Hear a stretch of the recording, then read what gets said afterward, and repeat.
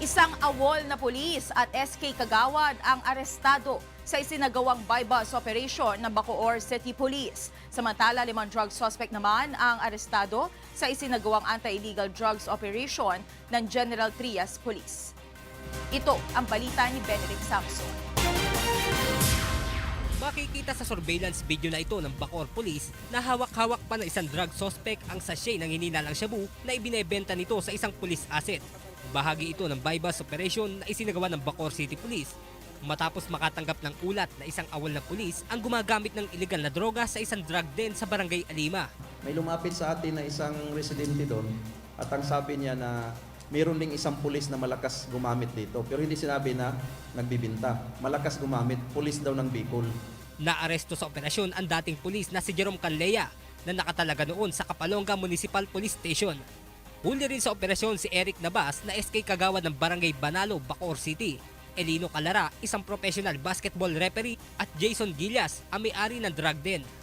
Nakumpiska sa mga sospek ang nasa 6 na pakete ng hininalang shabu na nagkakalaga ng mahigit 35,000 pesos. Kasi itong pulis na to, itong si Canlia is very cooperative siya. Aminado talaga siya na nasadlak siya sa droga, nalulong siya. 2011, recruit siya. So, nung mag-graduate siya ng 2011, nakuha agad siya as intel operatives ng Dait Police Station. So, ginawa siyang intel operatives, din naging anti-drug operator siya. Doon daw siya natuksong gumamit. Sa ngayon ay nasa kustodiya na ng Bacoor City Police ang mga naarestong sospek na mahaharap sa kasong paglabag sa Republic Act 9165 o ang Comprehensive Dangerous Drugs Act of 2002. Samantala, 5 drug suspect naman ang naaresto ng General Trias City Police sa isinagawang bypass operation noong Biyernes. Kabilang sa mga naaresto ang isang minor de edad. Nakuha sa mga ito ang 8 pakete ng hininalang shabu. Benedict Samson, UNTV News and Rescue, Cavite. Arestado ang isang dating barangay tanod at 5 kapitbahay nito sa isinagawang bypass operation ng mga pulis sa Pateros kahapon. Ayon sa mga otoridad, ang mga naarestong drug suspect ay kabilang sa drugs watch list ng Pateros Municipal Police. Ito ang balita ni Asher Cadapan Jr. Sa isinagawang bypass operation ng mga tauhan ng Pateros Municipal Police Station kahapon, huli umano sa aktong gumagamit ng shabu ang 6 na drug suspect sa isang drug den sa Barangay Santa Ana. Kasama sa mga naaresto ang itinuturong drug pusher na si Noel Abarquez. Dating tanod ng barangay si Abarquez, subalit tinanggal ito sa pwesto dahil na rin sa iligal na droga. Itong si Noel Abarquez nga ho, na nasabi kong dating ex-tanod, ay kilalang pusher at the same time user din. At madalas po tayo nakakatanggap ng reklamo dito sa barangay tungkol doon sa illegal drug activities nila. Dahil sa mga reklamong natatanggap ng mga pulis laban sa mga suspect, isinagawa ang bypass operation kahapon. Nakuha sa mga ito ang 2 sachet ng hinihinalang shabu at mga drug paraphernalia. Kinumpirma din ng mga pulis na nasa drug watch list ng police station at barangay ang mga suspect. Maharap ang mga ito sa paglabag sa Comprehensive Dangerous Drugs Act of 2002. Inaalam pa ng mga otoridad kung sino ang supplier ni Abarquez ng iligal na droga. Asher Cadapan Jr., UNTV News and Rescue, Pateros. Tulong muna! Bago! Balita! Tinulungan ng UNTV News and Rescue Team ang mga biktima ng 2 magkahiwalay na aksidente sa motorsiklo sa Cebu at Bohol kagabi. Ito ang balita ni Victor Cosare. Sa Cebu, sugatan ang driver na si Cydrin Gay Ticod at ang angkas nito na si John Cel Trajano matapos masagi ang kanilang sinasakyang motor ng isang high-ace van sa MJ Cuenco Avenue, Cebu City pasado alas 7 kagabi. Nagtamo ng mga galo sa iba't ibang bahagi ng katawan si Ticod at sugat naman sa kanang siko at kaliwang paa ang tinamo ni Trajano. Ang kaning driver sa van is ni driving left or counterflow siya na nakabagin sa aning motor nga driver og naiangkas nga usa ka pasahero nga nalagpot sila dito sa pikas lane. Agad na nilapatan ng Pangunang Lunas ng UNTV News and Rescue ang mga sugat ni Tikod at Trajano. Pagkatapos nito ay tumanggi nang magpadala sa ospital ang mga biktima.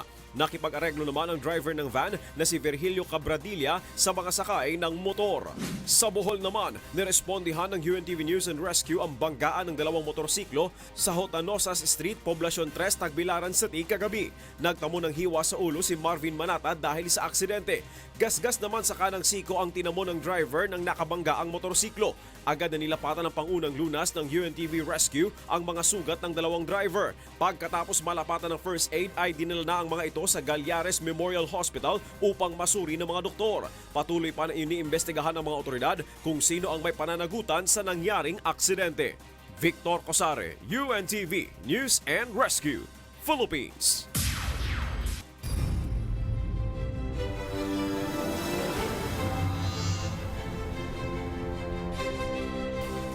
Pabor ang pamunuan ng pambansang pulisyan na ilabas ang listahan ng mga narco-politician at politikong sumusuporta sa New People's Army bago ang halalan.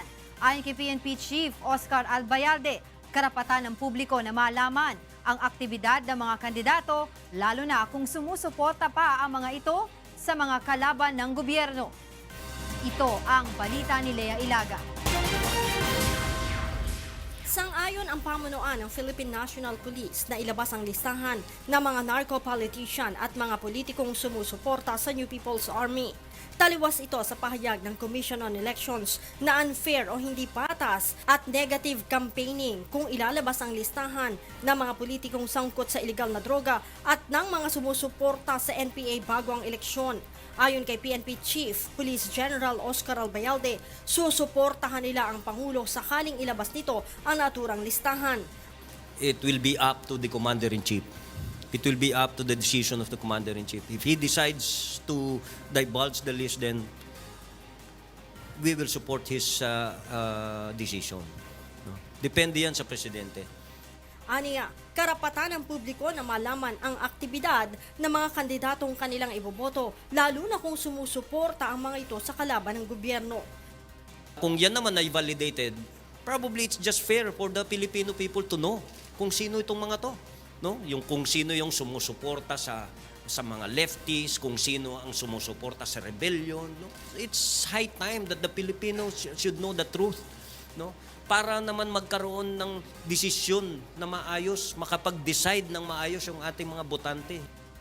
From the point of view of the voters, it will also be unfair if you do not tell them exactly your investigation relative to those involved in the drug industry.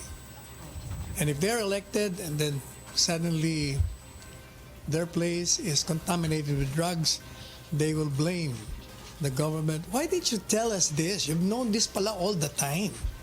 Hindi na. So, i-balance natin. Gayunman, sinabi ni Chief PNP na dapat ay validated ang ilalabas na listahan at hindi galing sa chismis lamang. Get substantial evidence or concrete evidence for blood, even documentary evidence. Puro chismis kung minsan, testimonial evidence, no? You have to get documentary evidence talaga or physical evidence na talagang ma-involve yung tao na yon. Nauna nang sinabi ng Pangulo na maglalabas siya ng listahan ng mga politikong sangkot sa iligal na droga, habang naglabas naman ang Department of Interior and Local Government o DILG ng bilang ng mga politikong sumusuporta sa New People's Army.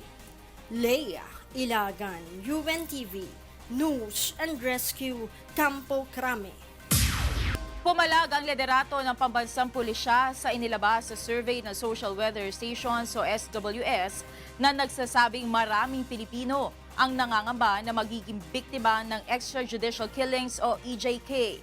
Batay sa survey na isinagawa noong December 16 to 19, 2018, 78% ang nagsasabi na nangangamba sila na magiging biktima ng EJK. Mas mataas ito ng 5 puntos sa survey noong June 2017. Pero ayon kay Albayalde, tila mali ang tanong na ginamit sa survey dahil lahat naman ay nangangamba na mapatay. Anya, hanggang ngayon ay wala pang napatutunayan na kaso ng EJK sa bansa. Kaya't pakiusap ni Albayalde sa mga survey firm maging responsable at huwag magpagamit sa politika. Let us all be fair to the Filipino people. No? They deserve the truth, yung ating mga kababayan dito. No? Huwag nating paggamit yung ating opisina sa any political party or any political exercise for that matter. No?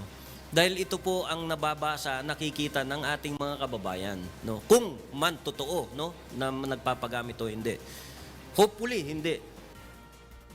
Nakasaad din sa survey na 50% ang naniniwala na mga mahihirap ang nabibiktima ng EJK. 3% ang nagsasabi na ang mga mayayaman ang nabibiktima nito, subalit 48% naman ang nagsasabi na walang pinipili estado sa buhay ang nagiging biktima ng extrajudicial killings. And for the news abroad, at least 14 people were killed and the death toll could still rise after a tornado hit Alabama. Meanwhile, the Islamic State deploys car bombs in defense of its last enclave. Details in this report. At least 14 people have died after a tornado swept through Lee County, Alabama on Sunday. Numerous homes were destroyed and the death toll could rise as rescuers sift through the rubble. Severe weather unleashed one of numerous possible tornadoes that threatened the southern United States on Sunday afternoon. Tornado warnings and watches were in effect for parts of Georgia and Alabama through Sunday evening. Alabama Governor Kay Ivey warned residents on Twitter that more severe weather might be on the way. Storm left more than 10,000 customers without power. Islamic State unleashed car bombs against the Syrian Democratic Forces assaulting Baghuz in a last-ditch effort to stave off defeat in its final patch of territory.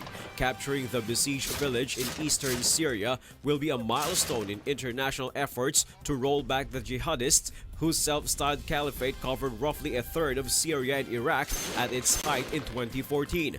But it is universally accepted that the group, which has been in territorial retreat since then and suffered its major defeats in 2017, will remain a security threat as an insurgent force with sleeper cells and some remote pockets of territory.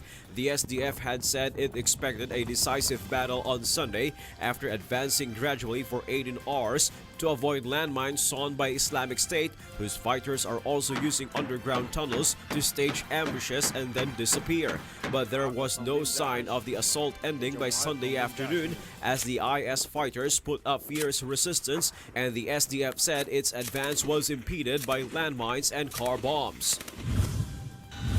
British Foreign Secretary Jeremy Hunt said that a peace process in Yemen's main port city could be dead within weeks without more committed effort from both sides. The agreement to implement a troop withdrawal in Hodeidah, a lifeline for millions facing famine, by January 7 was intended to clear the way for wider negotiations to end a 4-year war, but progress has been slow. Hunt became the first profile Western politician to visit Yemen since war broke out 4 years ago between the Iran-led Houthi group, who ousted the government of Abrabu Mansur Hadi in 2014, and other Yemeni factions fighting alongside the Saudi-led coalition trying to restore Hadi's administration. The war has left tens of thousands dead and left millions of Yemenis facing starvation. South Korea's Joint Chiefs of Staff and South Korea-United States Combined Forces Command said that the two countries will conduct a new military exercise from March 4 to 12. The exercise, Dongmeng, which means alliance in English, has been modified from the previously held spring exercises Key Resolve and Fall Eagle, and will focus on strategic, operational, and tactical aspects of general military operations on the Korean Peninsula. The Fall Eagle field exercise, which usually involves thousands of combined ground, air, naval, and special operations troops, takes place every spring. Key Resolve is a computer-simulated exercise. The United States and South Korea have suspended a number of military exercises since the first summit last year between North Korean leader Kim Jong-un and U.S. President Donald Trump to encourage talks with North Korea. Properties were destroyed as bushfires blaze in Australia. Asher Kadapan Jr. reports. Several properties were destroyed by bushfires in Australia on Sunday, with emergency services warning of further losses as dry and hot conditions fanned multiple blazes. The largest fire in Bunyip State Park was sparked by multiple lightning strikes on Friday. Rural townships were evacuated with no reported injuries or deaths, but 3 properties were lost by noon on Sunday. It's a really hard decision to leave your home. Everything's going to burn. We don't know if we're burnt out. We don't know. We've got no idea.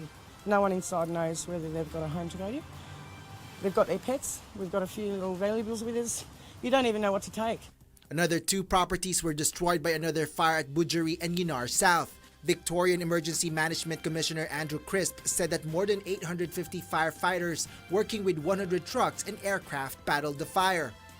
I also want to say that this is an active fire, it is moving, and there is every likelihood there will be further property losses. Meanwhile, a time-lapse footage showed smoke blanketing the skies after lightning strikes ignited blazes around Australia's Victoria State. The video showed thick plumes of smoke spreading over the sky. Australia's Meteorology Bureau said a satellite radar had detected the plumes, which rose up to 15 kilometers into the atmosphere. Asher Kadapan Jr., UNTV News and Rescue.